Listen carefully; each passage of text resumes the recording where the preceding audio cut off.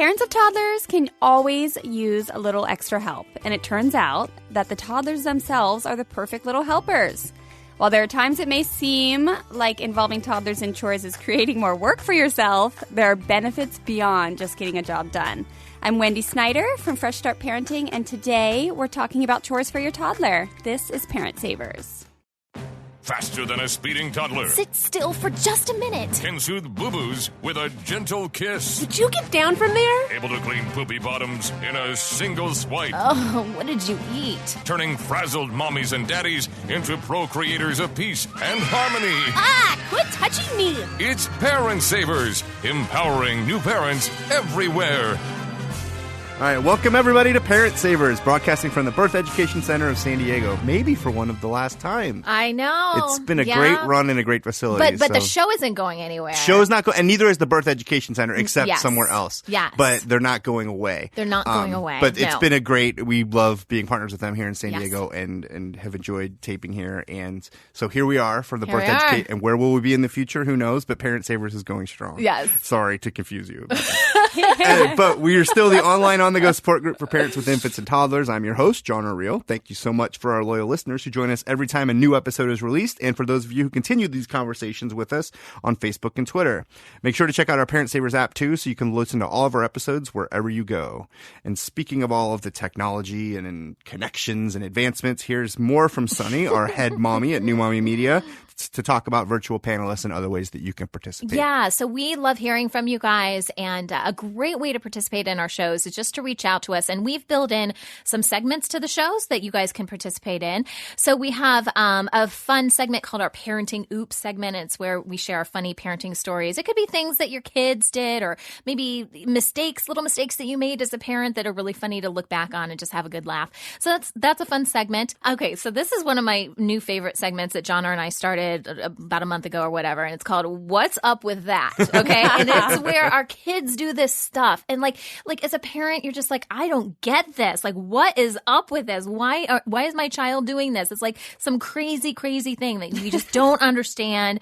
It makes no sense to us whatsoever, and so we want to share those. So what is your crazy toddler doing right now that you are just baffled by? Please tell us. We will talk about it on the show, and we will commiserate with you in this whole experience. So those are a couple segments that you can participate in. You can email us through the website if you want to, share your story that way. Or, see, Johnner likes to make fun of the fact that I promote voicemail on the show. He thinks it's very antiquated. So, but you know what? For this, it's absolutely perfect. But look, I've come up with another way to do it. Yes, because I was feeling really guilty that I was very antiquated with my way of reaching out. So instead of voicemail, we still have our voicemail number. But through the website now, on all the pages for New Mommy Media, there's a gray button on the side, and it says send voicemail. You can actually send voicemail through your computer now. That's really cool. Yeah, so you can just use the microphone on your computer, and just hit record and just hit stop when you're done. It will come to us, and then we'll include that on a future episode. So I'm getting with the times. That is really cool. I am. I'm feeling really proud of that. And even if you don't hit stop when you're done, then maybe that will be a parenting oops that we could share as well. We'll see what we get with that. All right, awesome. Tons of ways to participate. And so we also have one of our panelists participating virtually, literally a virtual panelist, if you will, calling in. We've got Jules joining us via Skype. Hello, Jules. Well, my name is Jules Mast, and I'm in Seattle, Washington. My husband and I have 5-year-old triplet girls. Hey now. Who are identical, and one is fraternal. That's awesome. And yeah. We might have to start a triplet show now. Seriously, I didn't know that. Wow. See, I'm a twin mama, so we got something in common, Jules. Yeah, but... Yay. Yes, but not triplets. Wow. Well, that's awesome. Well, we're so glad that you could join us today. And Jules we connected with her through the Facebook page. She said, I'd love to be a part of the conversation. And we love having you guys be part of the conversation. Oh, thank you. So I'm very excited to be here. Awesome. And so my name's Johnner. We have 3 boys who one of them just turned 9 last week at the time of this taping. One of them is about to turn 7, which they're sounding like old men now compared to when we started this, right? Yeah. But then we also have a 4-year-old who's kind of keeping us towards the younger end. But the kids are getting older. That's what they do. They grow. It's crazy. They do grow. And we keep we totally look the same. There's no extra gray in our beards. No, never. But yeah, so three boys club for us. Sunny is our new mom. Yeah. So I have 4 kids of my own and 2 boys and 2 girls. My boys are the oldest. I have a 5-year-old and a 3-year-old. And then I have twin girls, identical girls who are just over 2. Yeah. Oh, wow. We're a crazy town. Yeah. Probably like Jules, too. We're a crazy town. We are. And then we're joined by Wendy in studio. Hello, Wendy. Welcome. Hello. I have 2 kids. Mine are 5 and 8. So I'm kind of on that, the older front, too, it feels like now. But the 5-year-old feels pretty young sometimes. But the 5-year-old, I keep telling them to stop growing. Yeah. They don't listen when you do that, though. No. So Wendy is our expert, and we're going to dive in shortly, right after this, into our conversation about chores and toddlers.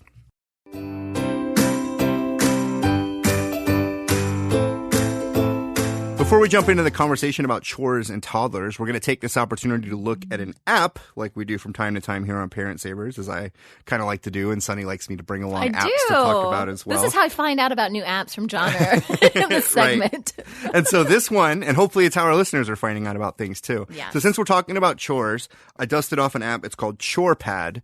There are a few versions of it. You can get a light version, which allows you to do just one kid. If you want to add, if you do have more kids, like all of us in this room, there is a ChorePad that's just a standard version, $2.99, and they also make a ChorePad HD, which is $4.99. Now, from what I can tell, all that does is give you a slightly clearer writing. I don't know why you really necessarily need HD for the graphics on this app, so it might just be the $2.99 is a good call. But it's by a company called Nanek, Nannek, and it's pretty cool. Once you it takes about a couple minutes for you to sort of understand. It really walks you through the process.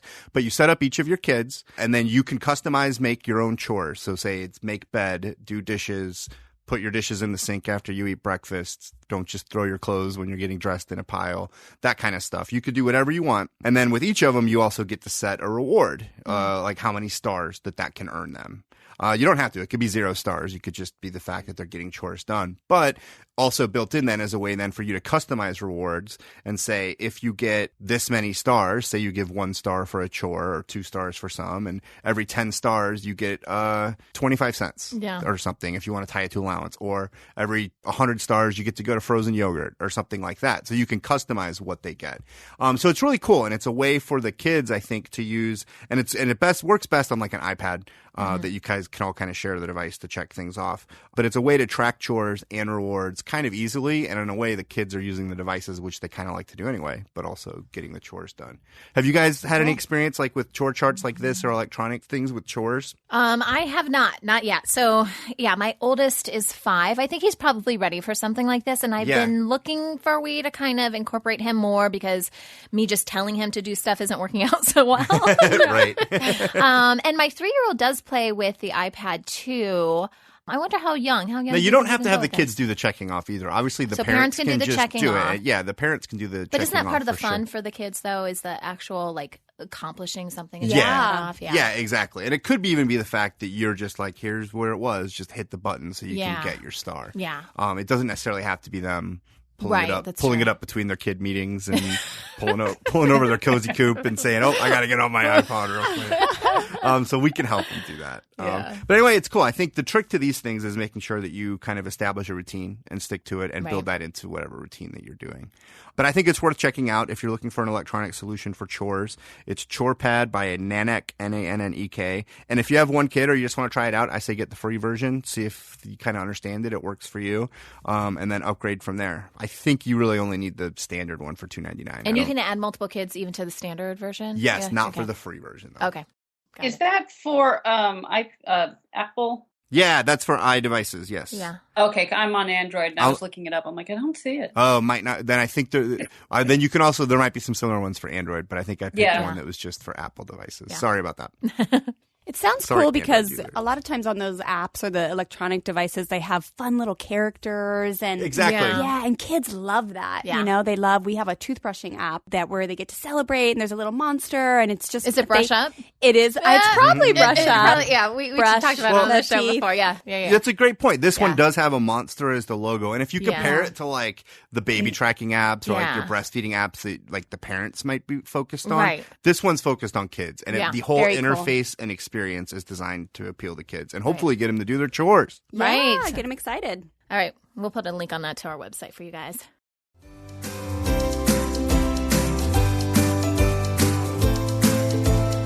Today on Parent Savers, we're talking about chores for your toddler with Wendy Snyder from Fresh Start Parenting. Welcome, Wendy. Thank you for having me. Oh, we're so excited. And let's jump right into the conversation and talk a little bit about life of a parent with toddlers and all the things that need to be done around the house or that they can maybe help with. Oh, my goodness. The list is endless, isn't Yes, it? It is, for sure.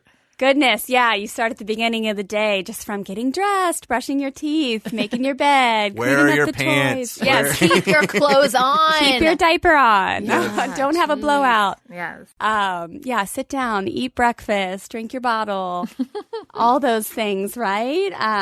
There's just an endless list. And it definitely, once you get to at the point where you can have some help from them, it really feels good not to be alone in it all because our list as parents is so long. You know, it's probably over 1,000 things we do in a day. You probably don't even realize it, right? If you wrote down each one. Absolutely. So to share with that with our little buddies is incredible. It's a great opportunity to connect, actually. So do you think that all of these thousands of activities could be considered chores, or there's some sort of line where is like, what do you think makes it a chore as opposed that you could have the toddler help with as opposed to just it's your job as a parent, do it? Yeah. Well, actually, in positive parenting, we really encourage parents to look at it as responsibilities. Okay. And in the family, we all have responsibilities that we do every day just because that's what makes a family unit cohesive and that's what makes our day all go smoothly. So absolutely, from a very young age, we encourage parents to start including toddlers. And some of it's going to be things that we just expect them to do as part of the family. And that can start really young, just having them put their diaper into the little pail. They love those little flip lids and that can start at a very young age. And so just starting to incorporate the concept that they can really help out and contribute. And they love feeling valuable. They love feeling like a member of the team. And like I said, it really helps the whole family. And the earlier you start with that concept, the better. And then there's some kids that are super money motivated, and those kids can do extra to make some money, and I can answer some more questions about how we approach the money side. That is true of grown-ups, too. There are some grown-ups who are a little money motivated, for sure. But it's interesting. I feel like with young kids especially really young kids, you can have them help with almost anything, and they're so excited to be a part of the team. Yes. And then there, I think, becomes a time maybe as they get a little bit older where they're like, yeah, I'm not interested in that anymore, when they're asserting their independence as they get older. And then they sort of get a little bit older still to be closer to like 4 or 5 years old, where it's like, all right, it's time. Welcome to the family. Yes. And I think our job as parents is just to be consistent. Yeah. There's times when we don't want to do everything in the day. We don't always want to get up to go to work or make lunches or, stop and get gas, whatever it may be. We still do it though. And so we can continue to encourage them even when they hit those ages when they just say, nope, I don't want to make my bed. By the way, we had the greatest bed making solution this week that I found called Zip It for anybody who struggles. I know Zip It. Yeah. I feel like my whole life has changed. Me too. Well, I don't have it, but when I saw it, because I went to an expo where it was being demonstrated, and I'm like, this could save my life. Because my boys are on bunk beds. My boys are on bunk beds, so the top bunk is so difficult, and he's always like, the sheets are always everywhere, and it's so hard for me to make the bed or for him to make the bed. So, Sonny, it's going to change your life. It probably really will. Really? We should probably tell people what it is. Yeah, I have no idea what you're talking no one about. knows what we're talking about. Yeah, it's a bedding, a very simple bedding that kids just zip up like a sleeping bag, but the fabric's a little bit nicer. It retails for about $60, and it's incredible. They have probably over 20 patterns, and kids love it. They love feeling responsible. They love. So instead of making the bed, they zip up their bed. You literally zip it up. But it's kind of like a deluxe version of a sleeping bag. But it's like in the bed. It's like actual sheets, but it's just one big zip. That's pretty awesome. Yeah. It is pretty awesome. So you could really start that young with kids, really young. But then that also may just lend to look at it from a broader perspective for folks that don't necessarily have Zip It. That a way, and I think we're jumping ahead a bit, but a way to get kids excited about chores is to make them fun. Yes. And to find ways or things that make it kind of a cool thing. Jules, how about you? When did you start the chores with your girls? We started between, I want to say around 3 to 4 years of age. Right. I mean, we always tried to include them in doing stuff. They were always really interested in trying to help me cook, but it was all like everybody wanted to help me at the same time. And we have it's a relatively medium-sized kitchen, but having 3 kids right next to you around the stove was very stressful. Oh, yeah. No, yeah, we face that too. And you don't end well. And you feel horrible saying no because you want to encourage them to help. Yeah. But, 10 minutes into it, I'm about ready to lose my mind. So, we had to start finding other things to do. And so, like you said, with the diapers, we did some of that. We still have one girl who uses night underwear, and she takes care of that. Oh, nice. They are trying to make their beds. They make the attempt. Just need zippers, it turns out. But we did old school charts for a while because it integrated with our potty training efforts. We had, 3 girls the same age, but they all potty trained in different ways and different timelines. And so when 2 were pretty much done, we still had one who was straggling, and she was very reward motivated, but the other 2 were getting confused as to why she was getting rewards and they weren't. And so we came up with the chore chart where they could put stickers on different things that they were helping with, like putting away dishes and like little dusting. Like we use the Swiffer dusters. Yeah, got it. Crazy dusting stuff. They didn't actually dust anything, but they were helping. Yeah, well, I'm glad you're able to kind of loop them in. And I think when you're talking about, seems to be a difference between a kid that wants to help and then also giving them chores, which are sort of regular responsibilities. And the help can sometimes get frustrating because I think last night I put something in the oven and then my 4-year-old comes in. I want to help. I'm like, sorry, buddy. Like, I wish you would have said that 2 minutes ago. Yeah. We could have had something. Total temper tantrum meltdown because he couldn't Oh, no. help. But if it had been a chore that was like it's somebody's turn to help with dinner, then maybe that might have prevented it. So I think chores probably have a little bit of foreplanning and preparation to get ready for them. Absolutely. So what are some benefits to kids to doing chores? Just apart from getting the chore done, why is it so good for kids to be involved? Yeah, a lot of times we see, especially with kids who love to be leaders or feel powerful, which is a lot of kids, including really both of mine. We really see increased behavior. We see kids just starting to connect more and feel like they're more valuable and that they're contributing more to the family. I definitely saw it when my daughter was a toddler and she's now 8. When we first started realizing that she really wanted to have more responsibility and she wanted to be in charge of more things, we would start giving them the chores she had actually fun jobs. So she was president of her room or or she was CEO of the dog. Kids love that kind of stuff. But we really saw that it helped her little soul feel better and it helped her shine. We see a lot of that with kids. And anytime you're helping a kid feel more valuable and like they're contributing and being part of the team, they smile more. They love it. Yeah. Not to say that there's never hiccups, but a lot of times you do see increased self-esteem when they do something and you get to acknowledge them and say, look at that, you did it. You don't need my help. Yeah. And so on the kid front, that's what we feel like is really beneficial. Yeah, absolutely helps the kids. And I've seen that with my girls too. That's Nice. awesome. And then what about as parents? So as parents, I really think that it's just nice to know you're not alone in this giant heap of tasks. And so, like we talked about, when you have 1,000 things to do, you want to feel like everyone in the family is contributing. Because if you always are feeling like you're the one who's picking up the bathroom on a constant, state, it can really get frustrating. So that's definitely one of the biggest benefits. And just being able to work with your kids as a team, start solidifying that idea from a very early age that our family is a team. We all do things, we all contribute, and it's just a lot more fun to get through life like that. Totally. And I think that's good to underscore all those family values as well. But the team also isn't necessarily equal. Like the chores still aren't equal and everyone's doing their part that's appropriate for them.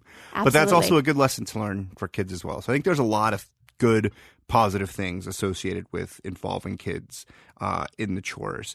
I think this would be a good spot for a quick break. When we come back, let's talk about more specific chores. I know there's a ton of them, a ton of cool ideas, and maybe some ideas you hadn't thought of before. For example, I'm going home after this, and there's no doubt that I'm going to make my kid the mayor of their room. Right now. I might even do a campaign and make him make posters or something. Nice. Like, hey, baby, mom and dad have to vote, so you got to earn our vote. But it's really cute. Fun ways to give them ownership. Yeah. All right, we'll be right back.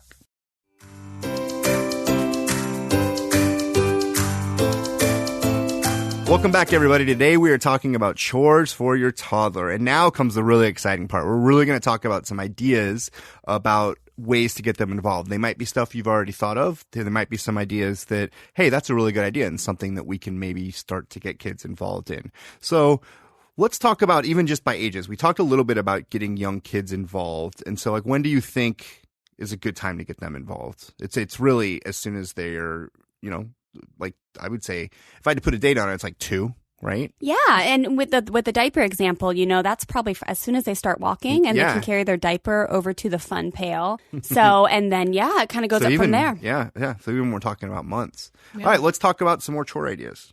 More chore ideas. So laundry comes to mind for sure. And I really think it's important to make sure we're looking at our kids and figuring out what makes each one tick, right? Because it may sound silly, but one may love laundry, the other doesn't. My older one is really a lot harder to get motivated to do chores. My younger one was just Swiffered the house for me right before I left. It was beautiful. But kids love Swiffering, speaking of Swiffering, and they love doing laundry. They love, especially the young ones, love matching socks. How many times do you have socks that just disappear? Yeah. Send them on hunts. We have a whole pile of unmatched socks just because they never. But do any of the unmatched socks actually match? They're just in the pile. I'm sure they do. And so what happens is probably the other ones goes and it's just this crazy pile. So that's a good idea. Yeah. Organizing Tupperware. Those type of things are kind of helping them learn too as they go.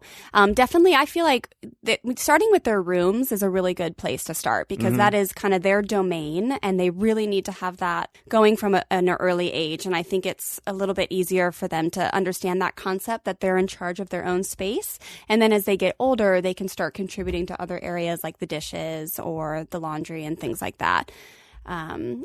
Things like the dishes, you can always give them a little side Tupperware if they could do it outside or on a tile floor. They love bubbles and I've found that my kids love doing dishes if you're patient and are okay with a giant mess. But I think that's actually a super important part. I know it's funny, but and it goes back to when we talk about cooking with kids too, that you sort of have to understand that they don't know how to do all this stuff right away. Right. And so you can't just say, load the dishwasher. I think we actually told our 8-year-old earlier this year, like, oh, you want to help? Cool, load the dishwasher. And he stared at it, was like, how does this thing work? Like, what are you talking?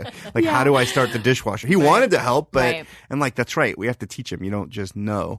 Absolutely. But I think also you have to be able to put up with a little bit of a mess. Yes. And sort of get zen with that and understand that it's all part of more benefits in the bigger picture. And imperfection, right? So the lumpy bed or the dishwasher loaded wrong. We always tell our parents, if you really want them to, say, improve their bed or improve the way they load the dishwasher, just model it. Keep modeling it and let them know, maybe if you make your bed perfectly smooth, you can bring them in and say, look how smooth this is. Doesn't that feel nice? But the more you model it, the more likely they're going to learn a little bit quicker than just going in and redoing their bed or saying, this isn't quite right. Let me show you how to do it right. It's kind of tricky. If they feel like we're correcting them, sometimes they can resist and say, no, thanks. I don't want to do this anymore. Husbands might be a little bit kind of similar and like different too. Like sometimes just tell us, just tell us what we're doing wrong. Don't model it for us. So hard. It's the opposite. It's so hard. I am the worst at that because we don't have any previous kids, and I don't have a lot of experience, before them with other kids. And so, being able to tolerate a mess is so hard. Yes. And I have to remind myself, and I'm really bad at it. Just let them do it. Let it go. Yes. So what chores are the greatest hits, either at your house, Jules, or that you've seen kids really take a shine to and want to do it? It sounds like things with devices like a Swiffer or a vacuum or they love the Swiffer. The one thing that works in our favor is that chores somehow make them feel special because they're accomplishing things and they're responsible for it. They all want to do the same thing. And so there's a huge fight. Like I have to have 3 of the same Swiffers, the same size and function, because there's one for fans and they will fight over that one. Yeah. Yes. That's a big hit. Do they have to be the same color? No. They can be colors different don't matter yet. Okay. Well, if they came in pink, green, and blue, then yes, that would be an issue. But they're all yellow and Got it. But no, that's a big one. Sweeping's a big one. Feeding the cat is huge. Yeah, pets is a great way to get kids to help out, right? Oh, they are so into feeding our cat. It's crazy. Can they handle litter box stuff? No. No. But I think that's mainly me. Right. I know. Like, that's just too gross. My 5-year-old loves to do the litter box. Oh, really? And we just scrub like a medical pre-surgery afterwards. But he loves it. He loves it.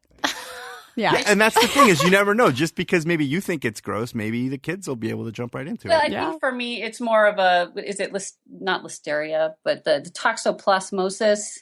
Oh, yeah. Talk about disease. Pregnant, it's like, no, I can't let anybody touch that. Yeah. But now we're beyond that. And so, I should probably let them try that one. One thing off our list, right?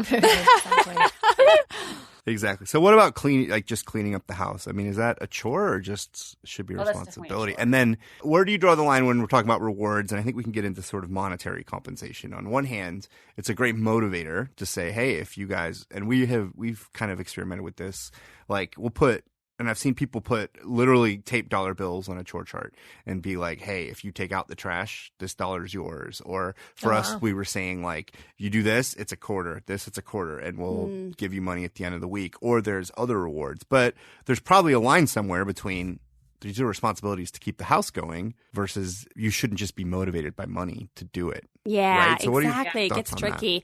Yeah, we really encourage parents just to look at it really as the same thing. Chores and responsibilities are really on the same page. And then if like kids are really money motivated, they can do extra stuff. The extra stuff like washing the car or, if the cat litter thing is not on the, some people are going to think it's really gross. So maybe that's really, they make an extra money. But as far as, what we encourage parents to do is just if they like charts, charts are a wonderful way to encourage kids to do things. And if they're young, you can use pictures to do the charts. And then we always say, use stars if you want, use stickers. Mm-hmm. We encourage parents to just celebrate the success at the end of reaching your goal. So if you've made your bed all week and you have 5 stars, let's celebrate by having a dance party on Friday night or maybe going out to dinner or having an ice cream party or taking a walk at nighttime, which we never do. We're always in bed by 7, let's say. And so we kind of celebrate that way because we just want to be really careful about setting up our kids to not always be expecting things when it's just part of the family. So, we don't get paid for taking them to school or for making their lunches. We just do it because that's just part of being the family. Right. So by the time they're teenagers, we really want them just to be used to things. So of course, money does motivate many kids in a really fast, really good way. Mm-hmm. However, sometimes there's some downfalls to it. So we just always encourage to go ahead and do it with the success. You reached your goal. If you run a marathon, it's not necessarily the medal that you get at the end. It's just having that feeling of accomplishment. And kids really, really do enjoy that. Yeah. Yeah, I think that's a really good point. And I think it is something that obviously we've struggled with, but that's us looking for motivation to get them to get it done. Because I think being part of Team Real isn't quite enough. Yes, I think they're looking for something besides, like, I'm already on this team. I don't need to contribute. I'm for life. Like, you're stuck I'm a lifer on this team. Yes. We haven't, so we have a chart in our house. It's magnetic, actually. It was a Melissa and Doug thing. That I've seen those. Yeah, and so you can write some stuff on there if they don't already have it on their list. But the whole point is you can kind of move them around and stuff. And then you have it like the days of the week are there and you've got these little like magnet, like star magnets. So if they accomplish it, just kind of goes across and, you get all these different stars. And we're not at a point yet where we've been able to successfully get all the stars.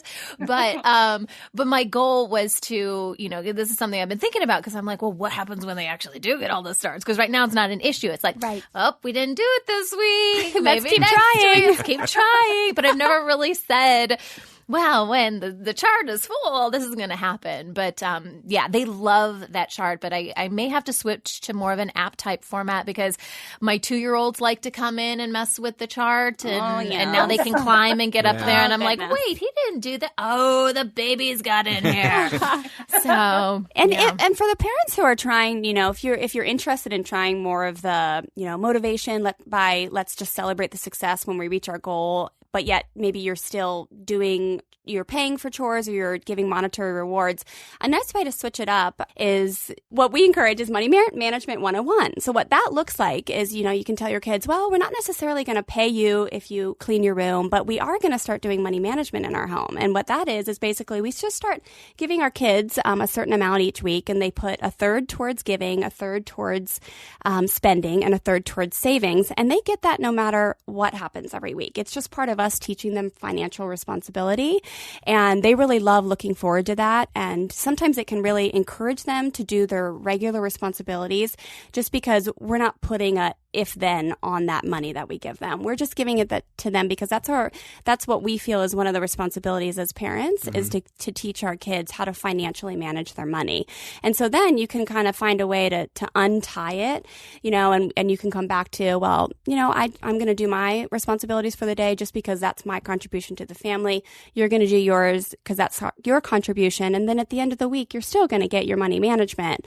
And if they want to save up for a toy, they can use the spending money to do that. Or if they want to save up for, say, a big trampoline or a vehicle, they can use their savings for that. And that's a really great way to kind of switch up if you've got money involved and you want to try to get away from it a little bit. Yeah, I think and I think that's one of the things that is key that what we're talking about is you can have both the good feeling of internal intangible rewards, but also do physical rewards that aren't tying money exactly to each chore. Yeah. And that it's probably a good idea to unravel those things. Yeah. And you can always have the extras. My daughter is so money motivated. So this it's a challenge for her to be in a house that doesn't pay her for chores, but she makes so much money. She sells rocks, she washes cars, she walks dogs. She's a little entrepreneur right there. She sells anything. Oh my gosh. It's amazing. All right, so let's just see if we can come up with some more ideas on ways to make chores fun. Either stuff that you've heard about. Music is a great way to make chores fun. If you all do it at the same time, you guys can, blare music and have a dance party while you do it. Again, we really, charts are great because for the little ones especially, they can create the chart themselves with pictures from magazines or the internet. You can maybe, go to the dollar store and get some new glue and glitter. I just made a new chart with my daughter 2 days ago because we were really kind of struggling with some chores. And she is so proud of the new chart we made. Again, she's 8, but she's so proud of the new chart. We framed it. It's got pretty paint on it. And she uses words at that 8. But for the little ones, if they have pictures and they make it themselves, it can really help motivate them. Every time we make a new chart for something, whether it's bedtime or something, and I'm reminded by how much pride and ownership the kids take, and the chart means everything. Oh, it says it on the chart. Like, we got to do it. It's the chart. And you know what's nice about the chart, you guys, is you can say one word. Chart. A lot of times as parents, we start talking so much that we tire ourselves out and they just stop listening because they become parent deaf. So with chart, you can just point or say chart and they look at it and they know what to do, whether it's bedtime or morning or just, oh, it's 4:00. The whole family is doing our responsibilities now. One word is beautiful. Chart. So really, if it's trying to work with them on just finding some sort of representation for each chore that you're talking about, that's really fun. I really like the music idea too. Music is sometimes fun, my wife feels like there's too much noise in the house if you start doing music and all the other stuff. and I'm always like, too much noise with kids? Never. Yeah, let's crank up the. But that's really good too for like I just know with little kids like cleanup time. You do the little cleanup song, and automatically they're cleaning up, and I'm like, hey, music helps. Yes, it totally does. Works. Yeah. Anything pop in your head, Jules? No, I'm actually just my head's spinning because I'm like, this is awesome because I fall in the trap of this is our routine and our day. And we put on music in the weekends, but during the day, during the week, it's not so much. So I'm like, I'm so doing this tomorrow. They go to preschool, we'll have lunch. And at 4:00, we're going to do the music and see what happens. I mean, they get really distractible, but I think to go back to what you said earlier in the show is the consistency thing. We actually quit doing the chart because they had it down and we wanted to get away from having to have an incentive to do something rather than just doing it because it needed to be done or to have a sense of pride in doing it. So now it's just, we'll ask them to do something, but I'm loving the making your own chart because typically I've been making it, but now they're at a point where they're starting to write their letters and I can trust them with scissors and stuff like that. So I'm literally just imagining all the arts and crafts stuff I'm going to get at the dollar store tomorrow, and we're going to go to town. Awesome. Nice. Well, we are rewards based in our family. So one of the things we will do is say, like, all right, like this playroom is a disaster. You guys really need to do better at putting away the toys. Or if there's some sort of, we all need to pitch in together. We'll set a timer and say, all right, we have 15 minutes. Yeah, that's a good and idea. so let's go. And then at the end of the 15 minutes, we're going to make popcorn or something Great like idea. that. And so the kids really get into the deadline driven stuff, but also know, and maybe sometimes it's 5 minutes, sometimes it's 10, but also know that I'm not going to be stuck picking up the house all day. Like I'll do it now, and then I can go do what I want to do. And they get really into it. And always by the end of it, we're always really happy. And as a family, like, yay team, and look at everything that was done. Nice. Another thing we'll do is just sort of throw out to them, like, all right, before, like, they'll come home or they'll do their homework. All right, before you're going to go play after your homework, just find 3 things and put them away. And they'll try to be like, well, here are my shoes. Those are 2 things. Like, but you know what? They're still getting their shoes put away or whatever if they hadn't done it. Well, that's great. Well, I've really enjoyed this conversation. I think learned some things too, and this will be definitely one of those I'll make sure that Christina listens to as well. Sometimes I say things that I'm like, maybe you shouldn't listen to that one. I'm like, I shouldn't have said that. This one will be like, maybe you should listen to it. So thank you so much for joining us. Thank you, Jules, for joining us as well. And thanks to everyone for listening. For more information about this, or if you want to learn more about Wendy, you can visit our website at newmommymedia.com. And Wendy, I think you also have a website as well that we can link to, but you can certainly mention it. Thank you so much. Thank you guys so much for having me. This was so much fun. And my website is freshstartparentingrcb.com. And if you want to learn more, I've got an upcoming positive parenting class in Carlsbad coming up. And so check it out. Awesome. But yeah, we'll have that on the website, and then, we're going to continue the conversation. Yeah, that's right. I'm like wrapping it up. We're like, it's time to no, go. it's Parent Savers Club bonus opportunity time. So we'll have a bonus conversation for you got Parent Savers Club members right after this.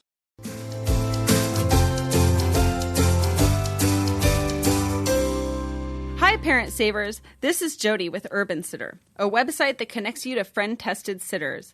I'm here to help you figure out the right questions to ask when searching for a babysitter. When am I going to need a sitter?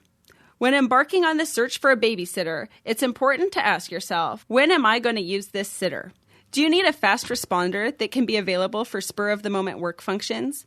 Perhaps someone primarily available in the evenings for date nights, or a dependable sitter to cover scheduled daytime events such as doctor's appointments? If you need someone on short notice, then you're going to need to find someone who lives nearby and responds quickly to requests. Also, be sure to confirm the sitter's transportation situation. You'll need to pick them up, or do they have a reliable way to get to your home? Some sitters are only looking for occasional work on the weekends, while others may be up for consistent part-time work. So set expectations up front so neither you nor the sitter is disappointed when a job is declined. The goal is to build yourself a network of sitters with a range of availability so you are never left in a bind. None of us should have to depend on one sitter. Let's face it, most babysitters are young adults who are still learning to be responsible. Look for a sitter who responds quickly to your emails or phone calls, and it's a good indication that they will show up to your babysitting job on time. Okay, Parent Savers, it's time to say hello to your old friend spontaneity. Visit urbansitter.com to find and book babysitters your friends know and love. That wraps up our show for today. We appreciate you listening to Parent Savers. Don't forget to check out our sister shows, Preggy Pals for expecting parents, the Boob Group for moms who breastfeed, Twin Talks for parents of multiples, and there's also Newbies, which quite appropriately is our newest show, and it's for those going through it for the first time. This is Parent Savers. Thanks for joining us, everybody. Empowering new parents.